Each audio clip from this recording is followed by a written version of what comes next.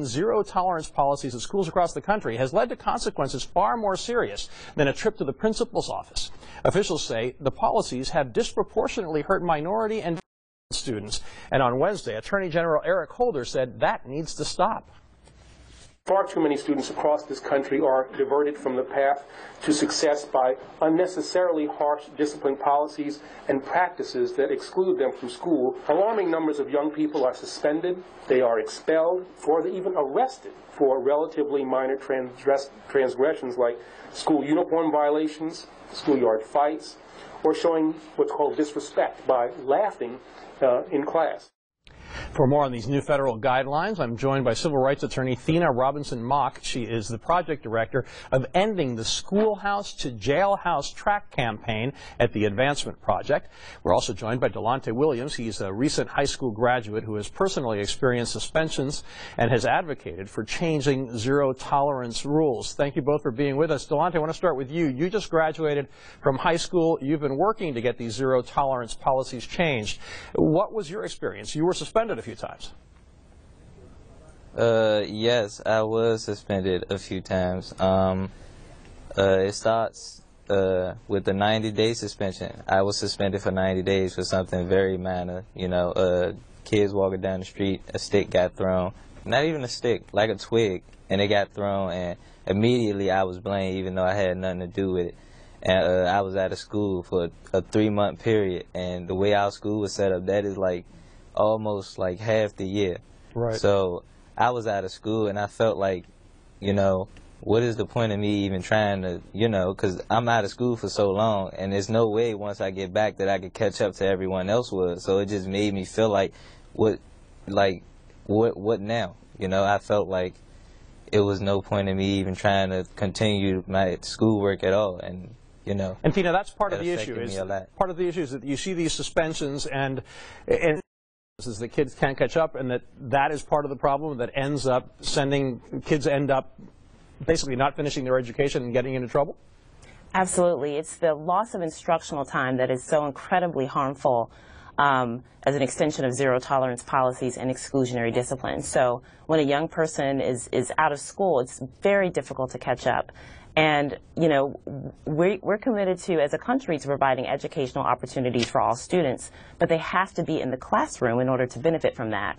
And so the statements that the Attorney General made today, that Secretary Duncan made today, goes a long way to advancing that notion that, you know, we need to be committed to educational access for all students. Now, Delonte, one of the issues that the Attorney General is trying to address is the fact that for more serious offenses, kids oftentimes are sent directly to police. That's something that never happened to you, but you have seen this pipeline to prison of some of the kids who are punished with suspension and sent to the police department.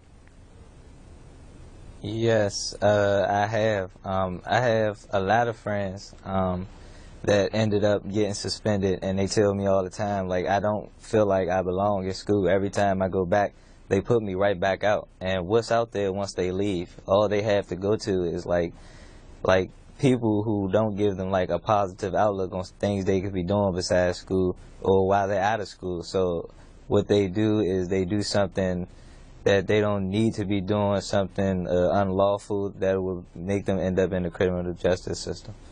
And Thena, that's part of the problem here, is that there are actually arrests at school, not just kids who have been suspended and do something out of school who end up in trouble. It's that kids who do something in school end up being not taken to the principal's office. They end up going to jail.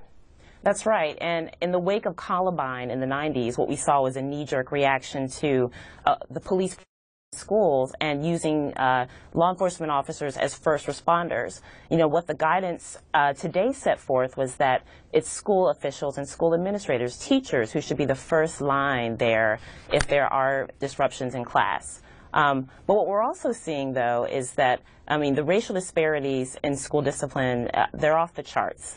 And it's pretty significant today that the government made a strong statement saying that, you know, we will not tolerate discrimination as it relates to school discipline. And I think it provides an opportunity for school districts to really be proactive about ensuring that discipline is reasonable, that it's consistent with the goals of keeping students in the classroom, and that we're returning to common sense discipline. Yeah, and that's a trip to the principal's office, not to the law enforcement agency. But the guidelines aren't terribly specific, and some critics might say that no tolerance policies have been around for a long time and that they're very important because of all the safety issues we've seen at schools. What do you say to critics that say, hey, we've got to be tough? I understand that there are some crazy situations where preschool kids have been suspended for minor offenses, but again, if it's more serious, doesn't there have to be very little tolerance?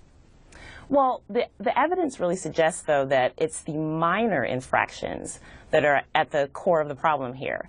You know, certainly there are violent incidents at school. We are all aware of those. But the 3 million students who are suspended annually, those are primarily for minor infractions, things like being late, having a cell phone. You know, these are it just doesn't pass the test of reasonableness. And I think what we saw today was an effort to get back to common sense. You know, students need to be in the classroom, and we need to make sure that they're supported. If they are acting out, let's provide supports, appropriate supports, so that they can get back on track. Yeah, as many 5% of